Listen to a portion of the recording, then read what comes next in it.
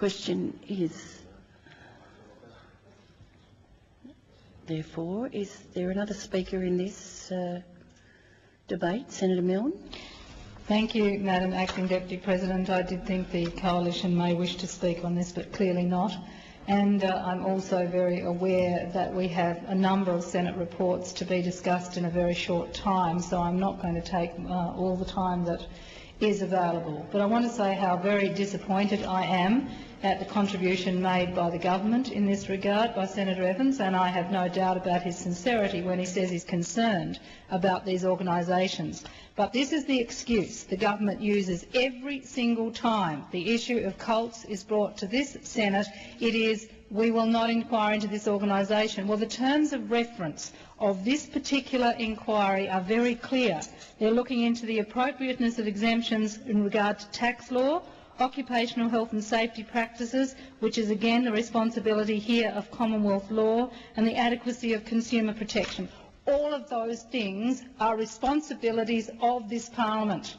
And to stand here and say, oh, well, really that's code for a general look and therefore we're not going there, are we suggesting that Senate committees are incapable of framing an inquiry to its terms of reference? Are we suggesting Senate chairs and committees cannot ask witnesses to be relevant to the terms of reference? Of course not. What we've got here is a total cop-out. And we've heard the government, and I heard the Coalition before when they were in government saying, oh yes, I'm terribly concerned about this happening, but they never offer any solutions. How are you going to address it then? How are you?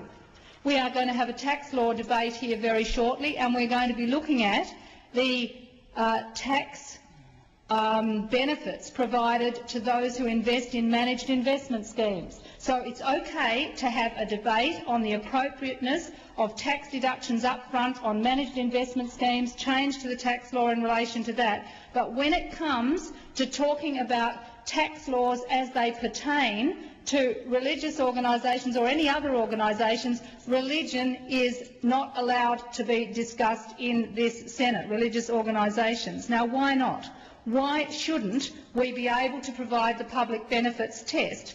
You will find most religious organisations can come here. The Uniting Church will talk about Uniting Care. The Anglican Church will talk about Anglicare. Catholic Church will talk about St Vincent de Paul. They'll talk about their education systems, their health systems, their welfare provisions. There's endless things they could talk about and would in the event that they were ever asked. In Britain, they have the public benefits test. We talk about which organisations should get tax deductibility or which initiatives should have tax deductibility all the time. We talk about accelerated depreciation for private sector business and so on all the time. Why wouldn't we ask about the appropriateness of tax deductibility for, or tax exemptions for this particular group of people in our society? It seems to me that if you want to get a huge tax benefit, if you want to completely abuse the health and safety laws of this country, if you want to have absolutely no scrutiny in terms of how you extract money from the people in your organisation and how you spend it, then all you need to do is declare yourself to be a religion in this country and you are immune. Can you imagine any other workplace where people get exploited, they're expected to work every single day of the year, long hours, paid very poorly, and everybody says, oh, no, we wouldn't go into that workplace. We've got the unions out there trying to support people in workplaces, and we've got workplaces that are non-unionised and where we say, we don't want to know. We don't want to know if people are exploited. We don't want to know how they raise their money or how they spend it.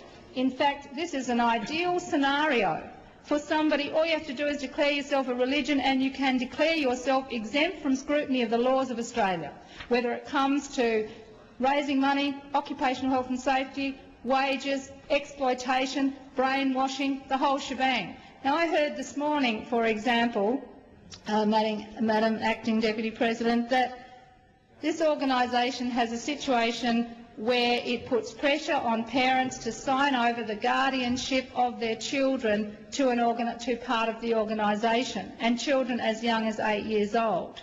And people are here, Senator Bernardi saying the other day, well, leave them leave then if you don't like it.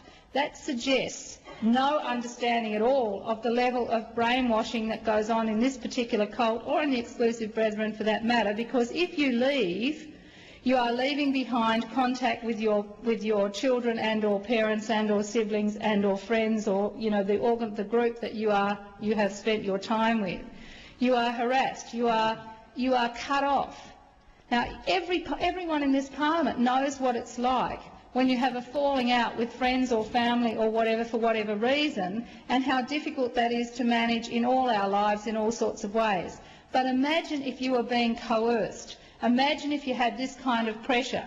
And as we heard yesterday from a member, an ex-member of the Scientology group, and as Senator Xenophon read out the statement, here we had a situation where people were being pressured into doing things that they did not want to do themselves. Now, you can't walk away from that. It is a belief system that can be actually enforced through the levels of psychological coercion really bother me, and it should not be exempt from public scrutiny. But having said that, what has the government or the coalition done since they all expressed concern about what's going on in the Exclusive Brethren cult? Nothing. When we came in here with truth in advertising to stop these kind of cults putting out election advertising material telling blatant lies, what did they say? No, we don't want truth in advertising. We even had the Liberal Party lying, saying that they had nothing to do with the Exclusive Brethren advertising, and then forced to admit after that state election that Damien Mantak was up to his neck in it, that they had written and authorised and placed the ads for the Brethren attacking the Greens with complete lies. Now, this is the problem we've got, Madam Acting Deputy President. Senator Ronaldson, do you have a point of order? I think that expression is always viewed as being unparliamentary, and I think it's not unreasonable that it could be viewed as being directed on this side, and I'd ask the Senator to withdraw. Senator Milne, I'm sure you will be careful with your choice of words. Thank you, Madam Acting Deputy President. And I believe the parliamentary expression is a stranger to the truth. And I will use the parliamentary expression for the words I used, and that is the pamphlets were a stranger to the truth. Senator Abetz. Point of order, Madam Chair. I know it's always very difficult for a Green to say they got it wrong, but the standing orders do require an unequivocal withdrawal, and I would seek such an unequivocal withdrawal.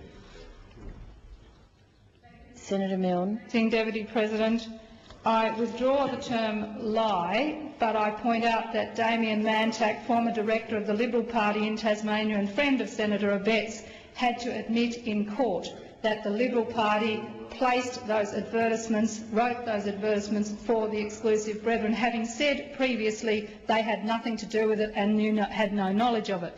But I return to this particular motion here from Senator Xenophon.